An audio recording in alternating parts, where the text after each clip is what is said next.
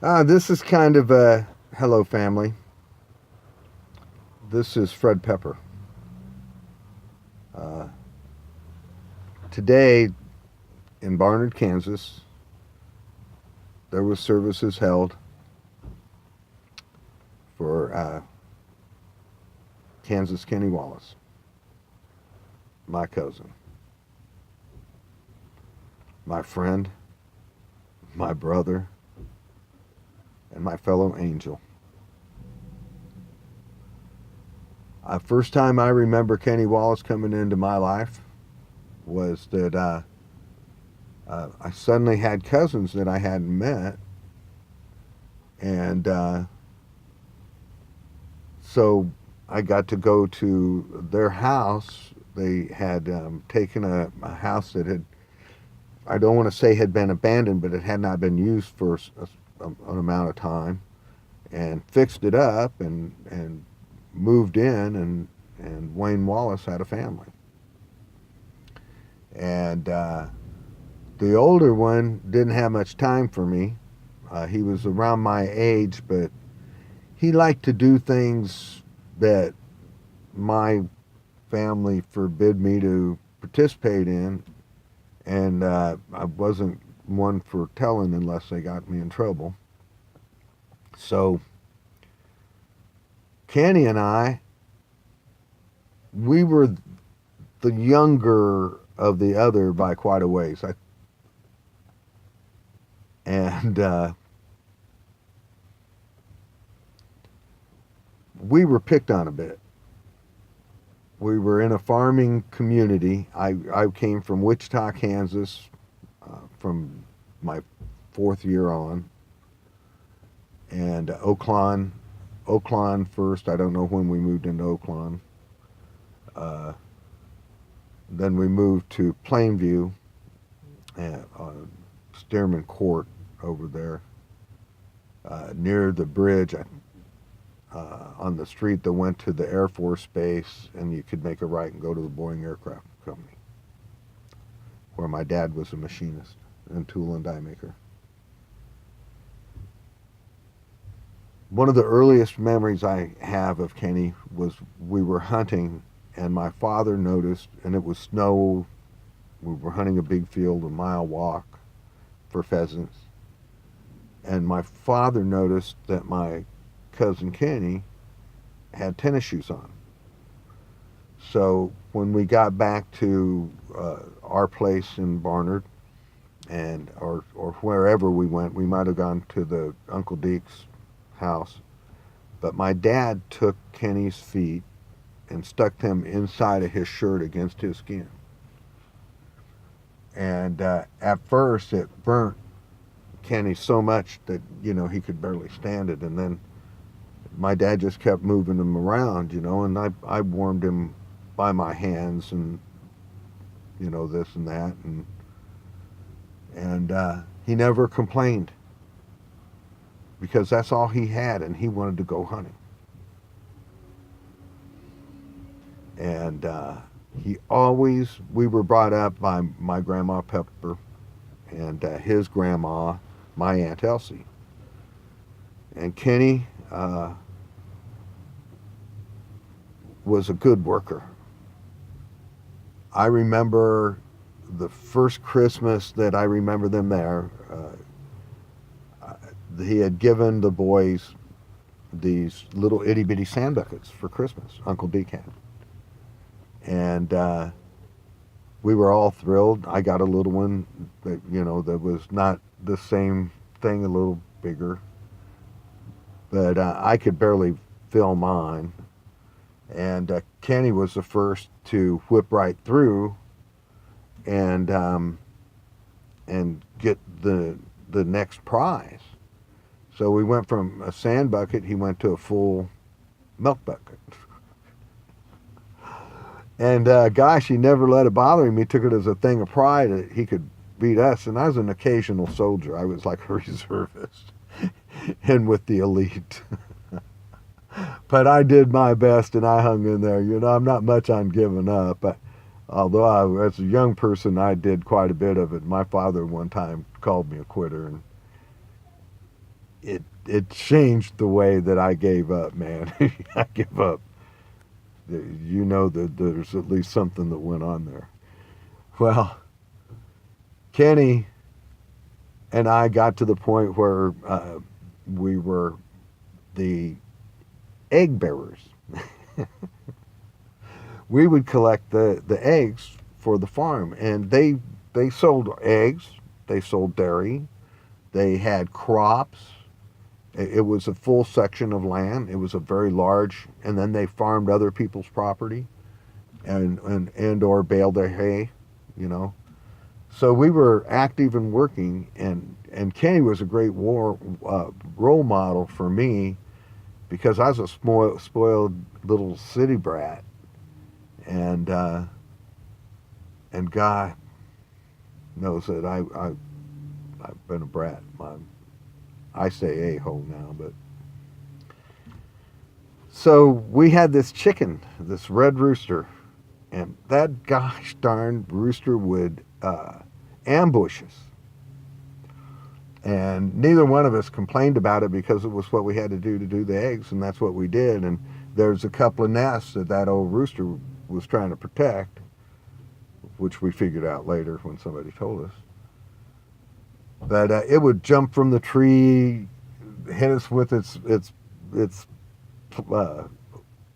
stirrups, its hook on the back.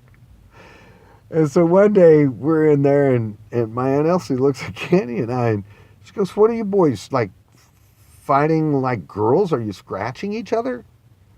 And Kenny goes, No, Grandma. And I looked up and I said, "Aunt Elsie, that red rooster has been putting a whipping on us. It's clever, and it'll lay off, and then we'll forget, and then all of a sudden it's attacking us." And she said, "Well, boys, the next time that happens, you run that old red rooster by me." And she had a little thing that she did every day about the same time we went out to collect the eggs.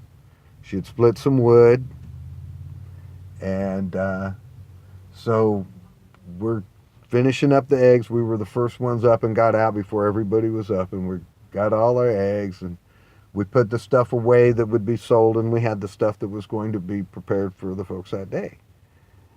And oh my gosh, here comes the rooster, and I mean, it was hot on her tail, and we ran by Aunt Elsie, and we turned the corner, and the rooster didn't make the corner. She grabbed that rooster up by the neck, flipped it over on the stump she was using to split the wood, and cut its head off.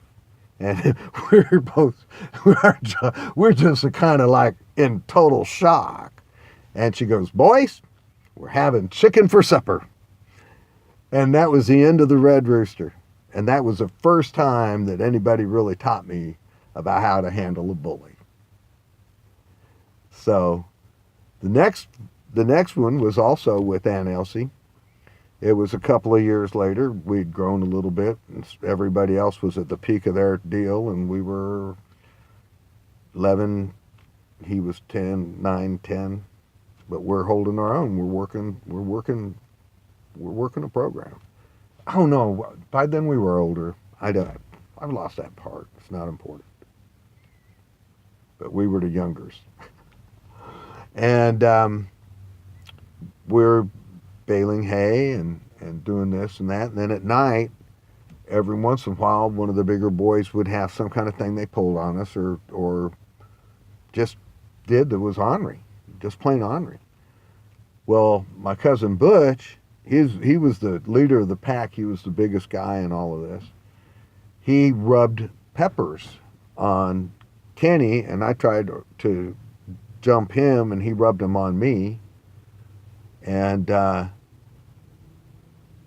so we were trying to get him, or he was trying to get us again. I don't remember. Or we outright went to Aunt Elsie and said, what do we do? What do we do? But she's talking to us, and Butch comes out, and Aunt Elsie goes, "I'm not going to have this."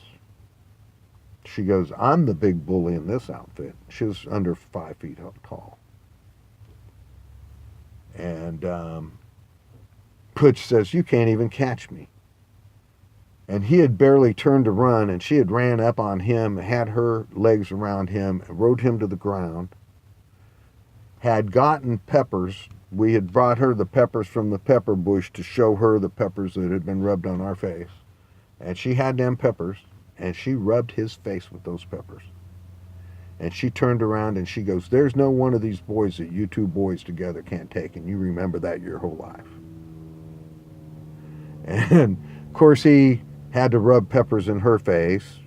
He was bigger and stronger and all of that. But boy, by the surprise and the fight in her in her heart, and it's not the size of the dog in the fight; it's the size of the fight in the dog. And I found fighting scared and righteous. I'm a heck of a lot better fighter than cocky and wrong. So, Kenny, with all of that said, even through my teen years up to 17, we were each other's hero. I was from the city, he was from the country, and we just loved each other. It was somebody that we knew needed us. You know, I needed him and he needed me. So in 2010, in there someplace, I'm not sure, the numbers have run together for me, but it had to be around 2010 when Elijah Wan Brown was murdered. Richard Keaton, a man who had saved my life going all the way across the country, had gotten a form of Alzheimer's or some kind of a deal that left him being quite combative. He died in the old soldiers' home, and I was writing an epitaph to those who knew me and had said things great to me and stuff, you know, think a lot of me, and was trying to tell them about this heroic, hard-headed, stubborn, but loved our country as much as me, and felt that we owed a debt of honor to those who had passed, their children, but most of all those walking wounded that were blowing their lives up or dying in car wrecks and crazy stuff all over. And I get this call, and it's from Kenny Wallace. And Kenny goes, "Uncle Fred, well, can you pick me up at the airport?" He always called me Uncle Fred because his dad was my cousin. And I picked him up. And at that time, I had been praying over a place that a 12-year-old boy had been murdered with his first pair of football cleats. And I knew enough of him, and at that time miracles had been happening around me, Pete Nichols, and other miracles of dedicated people, dedicated to Christ, willing to give their life to serve the Lord, you know, not just saying it. And at that time, you know, I hadn't prayed, but I just asked for like a guardian angel, and through family or whatever miracles it was, he just showed up at just the right time.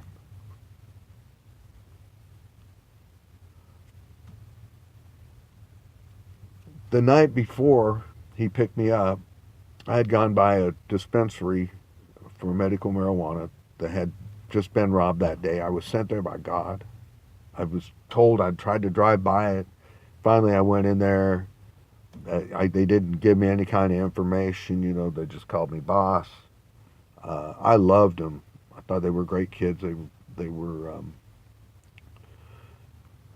black, but I don't like to describe them. But the only reason I do is I think that they were discriminated against by the city of Seattle. And so I'm driving back to where I pray at the 7-Eleven, which is a whole nother story, for Elijah Wan Brown. The police see me, the King County cops. I'm going away that I should have been there long before he could make it. And he got there nearly, I'd pulled in and parked. I hadn't even got up to deal. I was listening to the Mariners game. It was the ninth inning. We were tied. And this guy comes up, and I mean, he just put me through the ringer. And then the next day, the Seattle police came in and confiscated all the tapes and shit of that place. And the Lord told me to just keep my heart right. If I started dealing with that stuff and being petty about it, I'd lose myself, in that, and I wouldn't be serving love and keeping my heart open for healing our country. I was praying for unity, national unity, unity and humility for me, and to illuminate the illusion and expire the conspiracy. And at that time, I was going down on the I-90 bridge during the week, almost as if I didn't go, it was because I couldn't go. And then I'd go home and I'd lay in bed and just breathe in pain for times, it's just hard to explain. Little muscle stuff and, torn hamstring, stuff like that. And Kenny was there. He would get up with me. He'd go into the AA meeting with me. He had done this country music album, and we would play it every chance we could. We played it to Bob Rivers. They were a friend. I was a friend of the show, and they were a lot better to me than a man on a mission is to anybody. And great people. They were having this thing out at Snoqualmie of free concerts, and they very patiently listened to Kenny play his beautiful music. And Kenny played that night with them to where he walked out of there and he goes, Fred, I always pre-breathe for the night. And he goes, I've never had my stamina tested like that. And I said, oh, God, Kenny, really? I'm sorry. And he goes, oh, no, man. He goes, if this was the last thing, if this was the only thing, this would be enough. And I said, well, we're not done yet, buddy. And I had this friend, and I don't want to say too much about him in case anybody ever takes homage and wants to hurt me. But I have this one friend, and he's a head bar cape at one of the coolest places in Seattle. And I had told him about my cousin and took him there, and then I also took him by his home, and he played for him, and he loved the CD, and he suggested that I go to this blues club, Highway 99 Blues Club. A guy named Lee Oscar was playing there, and he knew about production and this, that, and the other, and maybe he could help us. And so he arranged for us to have a meet and greet there where we got in for free and got to meet Lee Oscar and any of the people that was with the band that we wanted to, and I wanted to meet them all. It was fantastic. They're so great. They were what I call experiential music. They'd play the same songs, but each time they played it, they had another experience or another thing that they brought to it. And Ed, the owner that was going to give us the big show, forgot us, and we got stuck off in the corner. And he was all embarrassed and moved us up to these great seats right in the spit zone. And then gave us a handful of free things to get into the club and said, just don't tell my buddy. And so I promised not to. And so Thursday nights, the third Thursday of the month, James King, who I had been at his aunt's house when he brought home his first saxophone, and the guys that I was with was giving him trouble about it, and I had played the clarinet, and he, picking it up for the first time, made beautiful noises, and I said, man, you're going to kill this thing. You're a natural. And he was doing it for his band. You know, he was picking up another instrument because they needed another thing to the sound, or somebody else could play it better. And he was playing there. And he also played out at the free show at Snoqualmie. That's where I first saw him, to find out that this place we'd gotten all these anyway. So Kenny would stay at, when I did the little place there at Seahawks headquarters, exit 7. I was on DDG number 7. And it just lined up, and it was a great place because if anybody wanted to take a shot at me to hurt me, there was enough variables on that bridge that it would be very tough. I stood there for years in one spot, just holding the flags and whatever. And then I started, when your life, Black Lives Matter, you know, everybody's life matters. My granddaughter was the first one to call that to my attention, that all lives matter. And that my God is not just my God, but it's her God, and everybody else's too. I love that girl. So look, Kenny, and I got to go out there a number of times after that, but Kenny and I was at Alan White, the drummer for Yes's, thing that he used to do it up in Newcastle. And I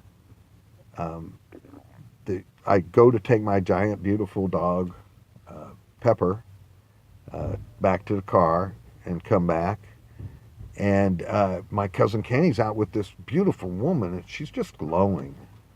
And he comes back and he sits down and he goes, well, Uncle Freddie, which he only called me that to tease me or give me a compliment. And I said, yeah, what? He goes, that lady out there? I said, yeah. What are you doing out there, Kenny? And he said, she's an angel. And she told me I'm an angel. And she told me to bring you to her. And I looked at him and I said, okay. Because if anybody I knew was going to beat an angel, it had been that little devil. Yeah, let me tell you another little thing about Kenny before I get to the angel. When we was kids, he said, you know, I have 2 voices on my each shoulder. And I had heard it, you know, the good voice. And he goes, I got one voice telling me, now Kenny, maybe you shouldn't do that. And then I've got this other voice on the other side that says, you may never have the chance to do this again.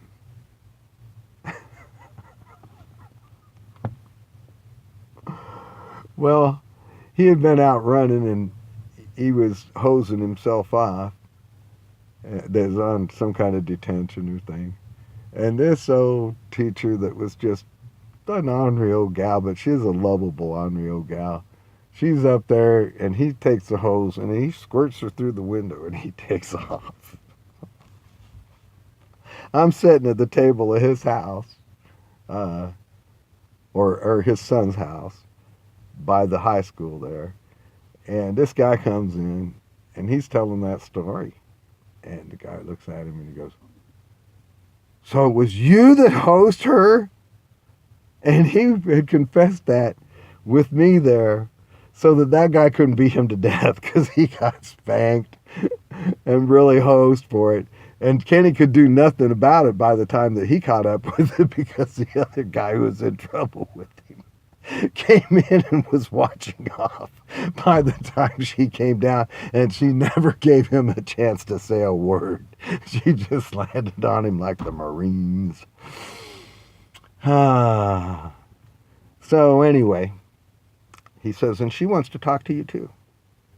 I said, oh, Kenny. All right. So I go out there, and the closer I get to her,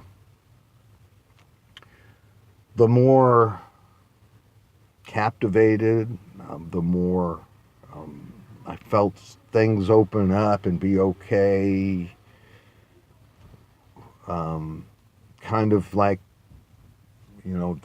this one time a group of guys came out and said, you don't have any idea what you've done for our people inside of here. And it was pretty awesome. And it was like that. And she says, your cousin's an angel. And I said, now that you say it, and I saw all these things walking out here, he's been my angel, my guardian angel. Now, Kenny wasn't 5'7",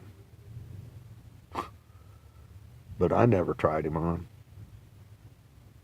He'd worked like any man from the time he was a child. He worked side by side with his father, his adopted father. I never called it that, and I don't today. But his kids are dealing with it now for the first time. Kenny's kids are dealing with the fact that he was not a blood Wallace. The hell he wasn't. He bled a lot of Wallace. Those two men worked a little, it gave all of us a wealth that's hard to explain to anybody, and it did include having things and being able to do things as kids that the second group of kids was able to do.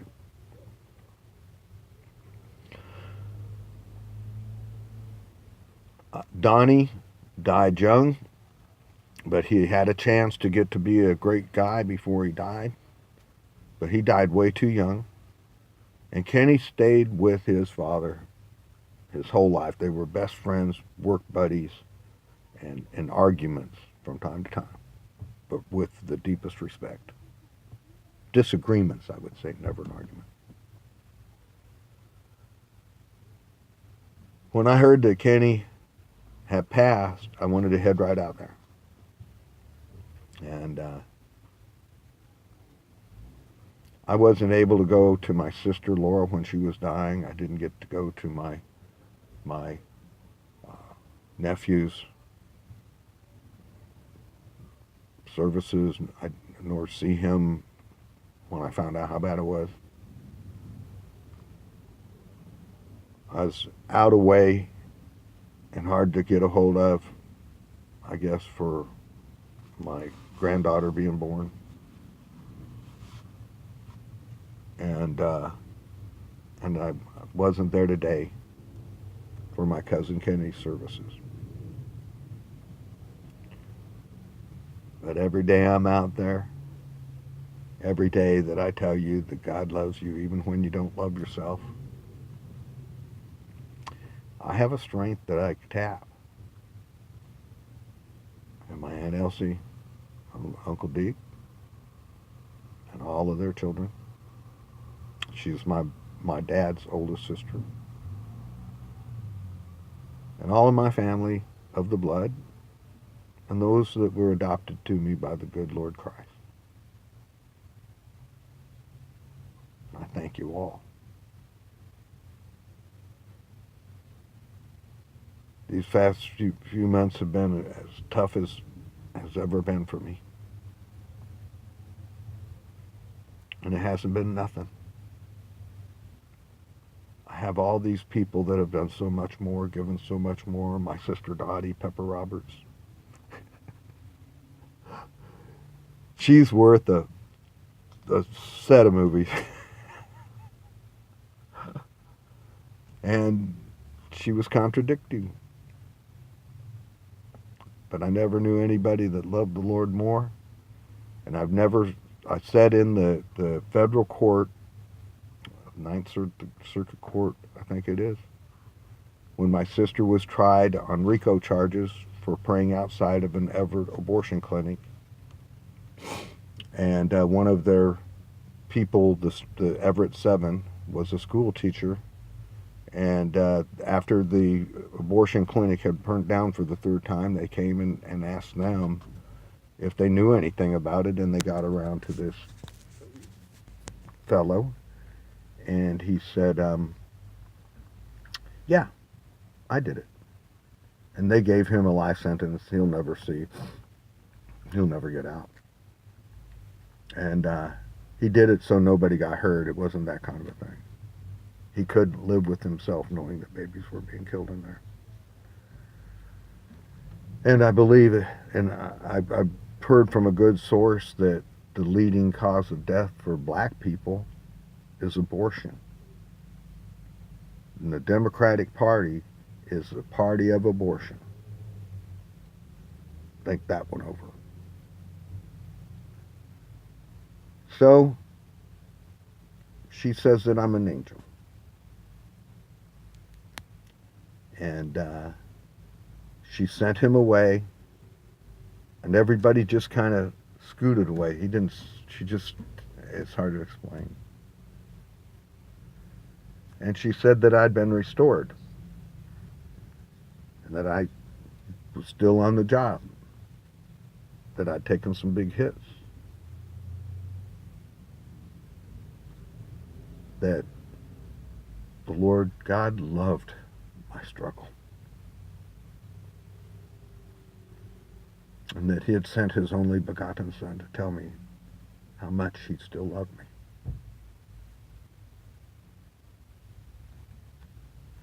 I'm not trying to deserve a father's love or anything like that.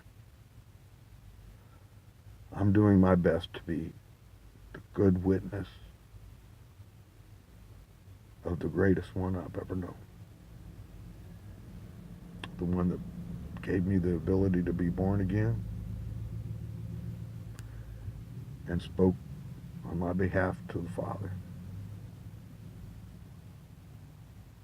And I'm so happy that he did. I fear I'm not going to see my next birthday. They're getting tired of shooting real close, and they've got my stars. They lined them up. It's always when I break loose and start bucking. And there's no turning back.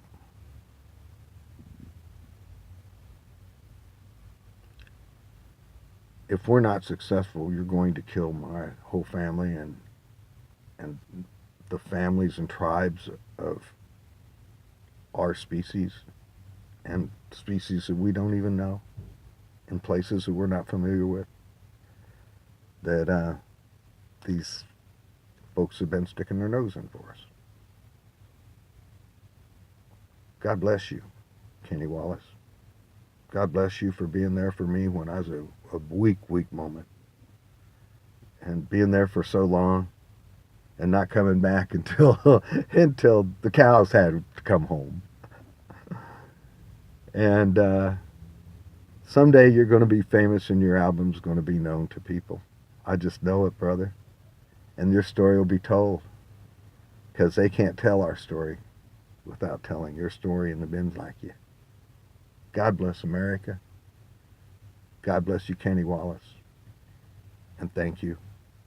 And all you Wallaces, I hope that you take the awful time to listen to this very long and drawn out thing. But you come from good ground. You come from good ground. We've all had our ups and downs, and some terrible things have happened to our family and to us, but you know what? His grace is sufficient, and his love doesn't ever give up, not even on a guy like me. So I know he's there for you. I've got to change my deal a little bit today. My father taught me this song, and Kenny and I used to sing it a lot together. You are my sunshine, my only sunshine. You make me happy when skies are gray. You'll never know, dear, how much I love you. Please don't take my sunshine away. The other night, dear, as I lay sleeping, I dreamt I held you in my arms. When I awoke, dear, I was mistaken. Please don't take my sunshine away. You can never take my sunshine away, 'cause you are my sunshine, my only sunshine. You make me happy when skies are gray. You'll never know, dear, how much I love you. Please don't, you can't, no, no. You're here to stay. Love you, Kenny Wallace. Love you, family. God bless.